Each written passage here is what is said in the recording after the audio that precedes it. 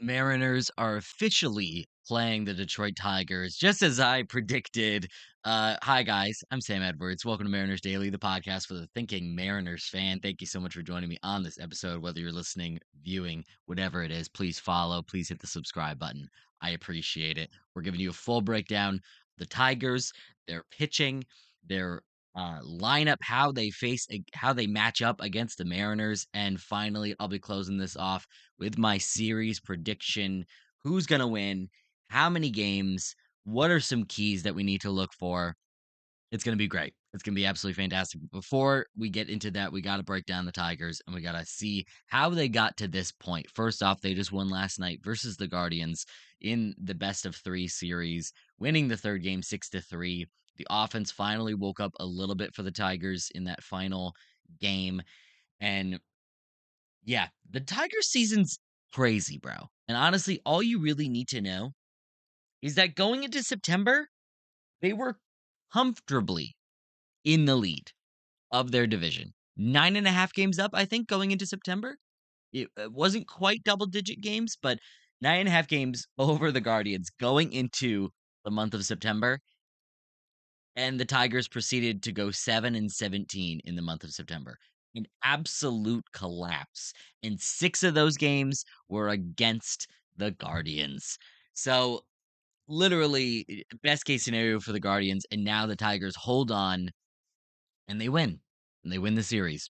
Um, I want it's weird. I think I like the Tigers more as a team, which is kind of a weird thing for me to like. So I'm so used to just being a baseball fan in general, not only a Mariners fan.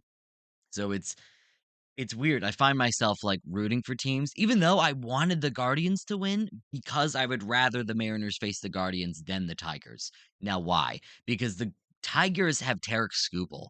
They have some X factors that can really swing a series and really change the complexion. Which is why I am a little nervous. They've got Skubal, they've got Casey Mize in the rotation. We'll get to the rotation. We'll get there. We'll get there. Either way, the Tigers have were a really good team throughout this season, and they kind of remind me of the Milwaukee Brewers of this year, where they, besides that number one pitcher, the Brewers have Frankie Peralta, and the Tigers have Tarik Skubal. There's not a lot of star players, like the pitchers I named, Jack Flaherty, Casey Mize, good pitchers. They're not an ace, they're not a stud, whatever. And then on the offensive side, they do not have many stars. Same for the Brewers and for the Tigers. It's been a whole team endeavor basically to get them to this point, and they absolutely collapsed in September. And all you really need to do is just look at a lot of their key hitters and you see what happened. You could see the story right there. You can see the story of this team. The offense absolutely collapsed. Let's go through some of their top guys. Gleyber Torres. In the first half, he's hitting 281 batting average, 387 on base, only a 425 slugging percentage. But when you're almost walking, 400, 400 on base, like when you're almost getting on base 400, 40% of the time, you're doing something right. You don't have to hit for some crazy power. He had an 812 OPS in the first half, a 131 runs created plus, and in the second half, he had a 659 OPS and an 88 runs created plus. Keep it going. Javier Baez. You remember Javier Baez? Do you remember do you remember when he was in the All-Star game? Do you remember that? He had a surprisingly good first half. He has not been good for a number of years, and that was one of like the biggest shocks for me in the first half. Javier Baez was having a finally a good season, and it was like, what? Like this is crazy. And listen, he wasn't like back to star status or anything, but he was above average, and he's been well below average for a number of years. In the first half, Javier Baez hit 318 with a 336 on base and a 434 slugging, good for a 770 OPS and a 113 runs created plus. Very nice. Second half collapsed.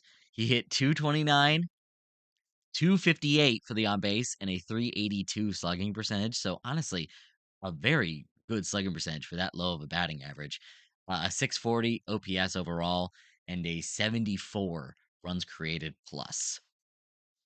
And I will say, it's not all doom and gloom for Javi. I will say his power stuck around. He had a 116 isolated power in the first half, and it was a 153 in the second half. So listen, it's not amazing. It's not amazing power, so I'm not terrified of him or anything. But he did stick with the power. But either way, totally collapsed, stopped making contact, all of that. Zach McKinstry, once again, you're not expecting him to be a star, but he was doing really well. And he's been a quality like role player. And once again, I would say they're very similar to the Brewers, except the Tigers finally started to collapse the way that it felt like they were supposed to, you know? But up until that point, Zach McKinstry, he was hitting 285 in the first half with a 364 on base and a 472 slugging percentage, good for an 836 OPS and a 132 runs created plus. So he's 32% better than the average hitter in the first half. And then what did he do in the second half? He had a 656 OPS and a 81 runs created plus. Just keep going down the line, and all of their entire offense like just came back down to earth. It's like they were all overperforming, and it was like baseball. The length of this season, man, it can get to you. It really can. Riley Green, arguably their best hitter. First half, he hit 284 with a 335 on base, but a 544 slugging percentage. He had an OPS of 879 and a runs created plus of 141. Second half. Now, Riley Green is a strikeout guy, so I am not surprised to see these swings, but also all of these guys were overperforming in the first half. They were.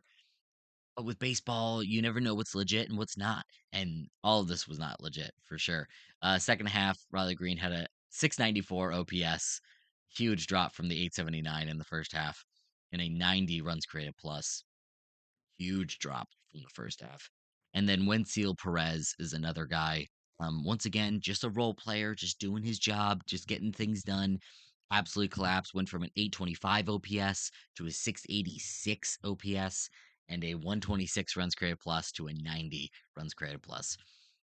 That is everything you need to know with the Tigers and for this season. Now they've had Skubal at the top of the rotation. Like I said, we'll get there. And they've had Jack Flaherty, who's had great moments before, and Casey Mize is having one of his better seasons, but he's not amazing. Once again, we'll get there. But they had all of these pieces, and their offense was just passing the baton. Honestly, first half, they kind of feel like what the Mariners feel like right now. You look at our lineup right now, and it's like, I feel really good about it. This is like, once again, I think I've said this before.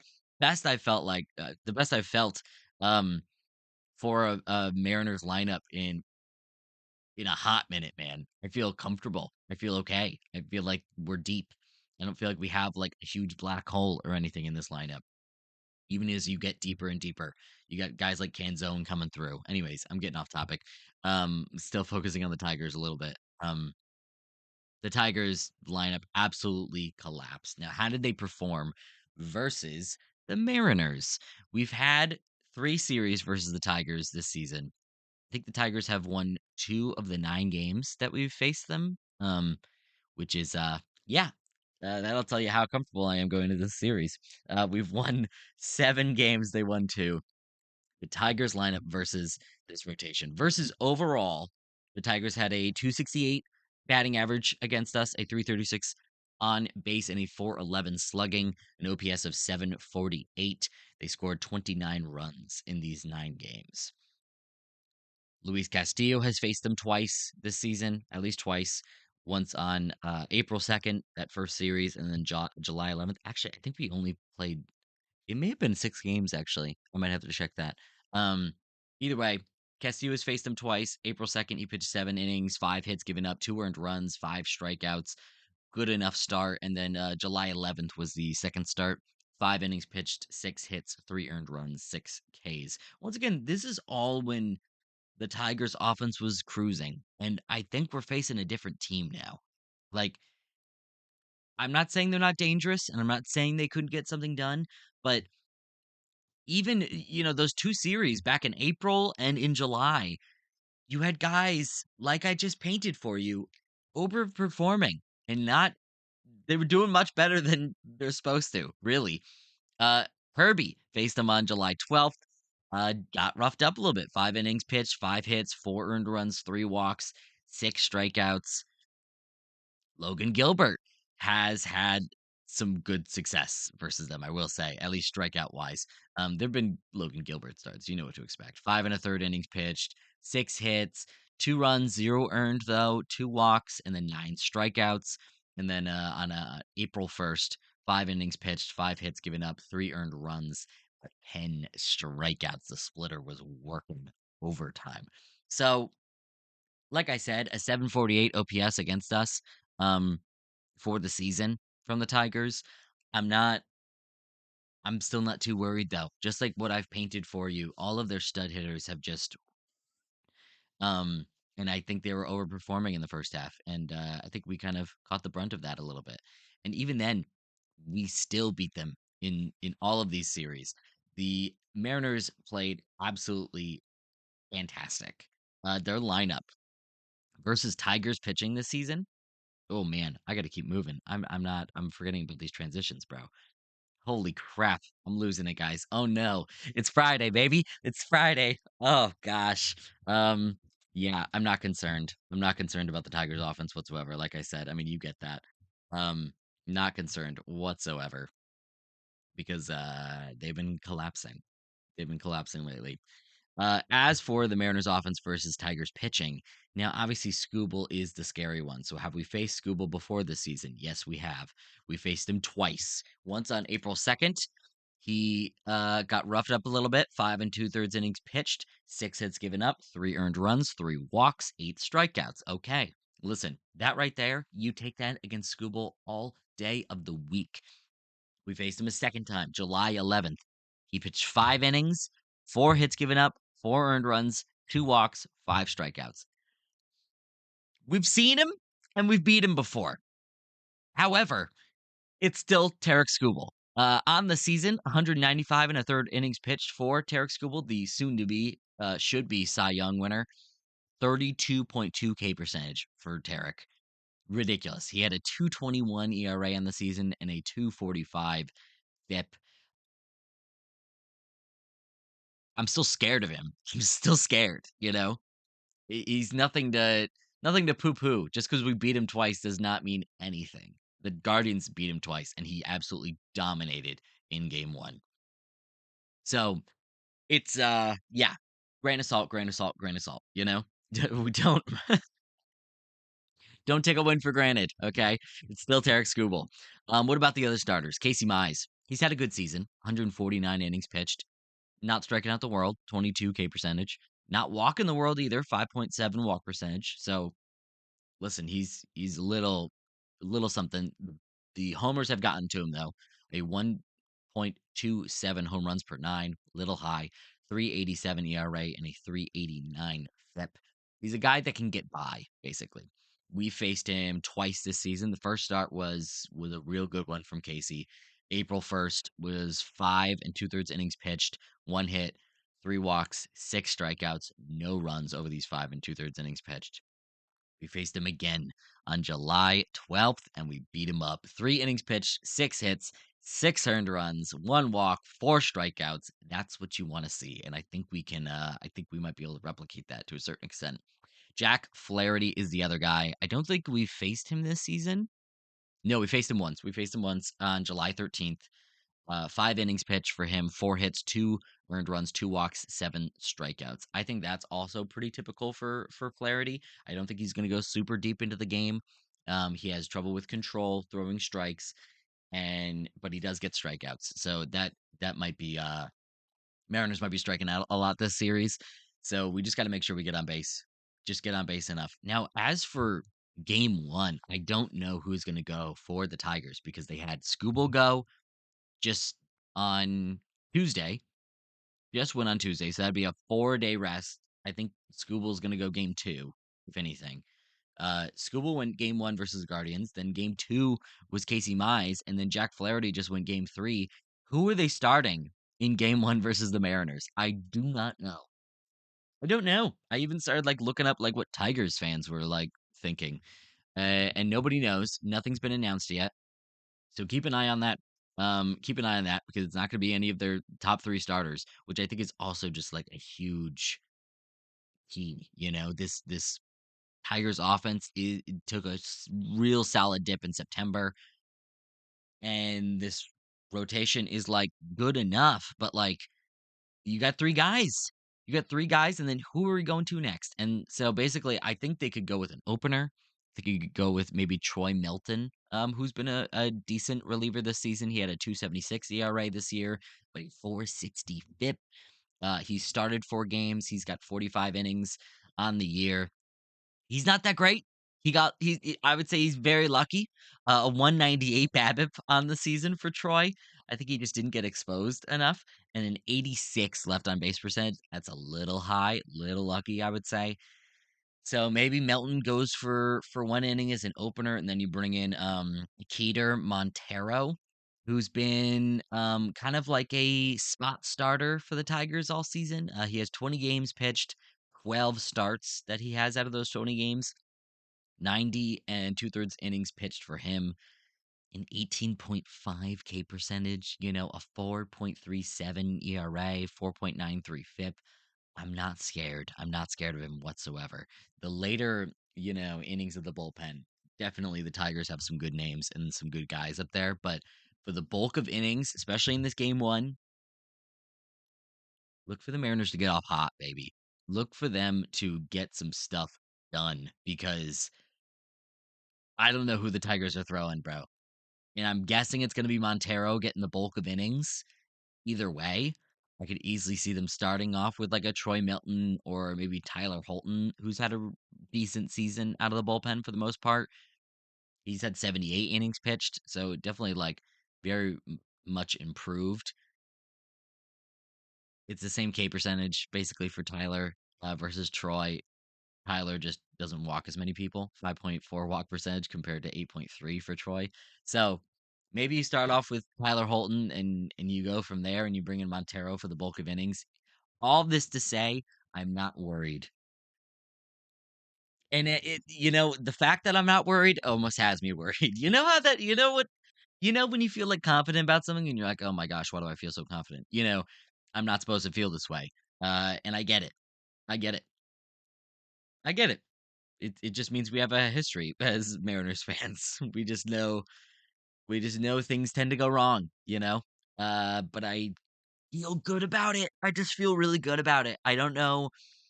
Yeah, I don't know. Let's get to the prediction here. Let's get to the season, the series prediction because I'm just I can start to ramble a little bit. You can tell me to shut up every once in a while. Series prediction. I've got the Mariners taking it. Obviously, been confident all week. I've been saying the entire week, whoever wins the Tigers versus Guardians series, I feel confident going against them. I think I'd feel more confident versus the Guardians. Like I said, I thought the Tigers were going to win though, so I've been prepared for this mentally, emotionally.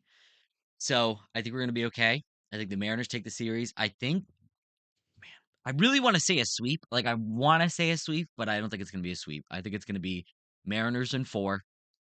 I think if Tarek doesn't win a game, then somebody will. Somebody will do well enough. Maybe Flaherty has a really good start and just strikes out, the entire Mariners lineup. Maybe. But even then, I think the Mariners are going to be good enough. So I think Tarek Skubal is the only one we really need to be worried about.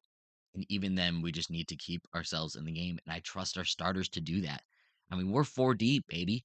We're 4 deep, and I think we can handle them.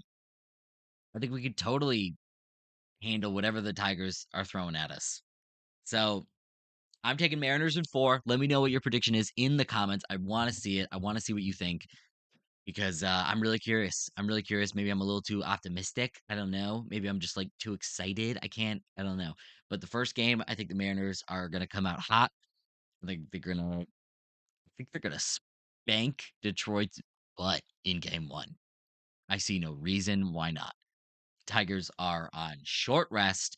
We are at full rest. We are so comfortable. We don't even have to throw Brian Wu in the first game. You could save him for the second game, have him be at full rest, have him go against Tarek Skubal at home, and you're chilling, man.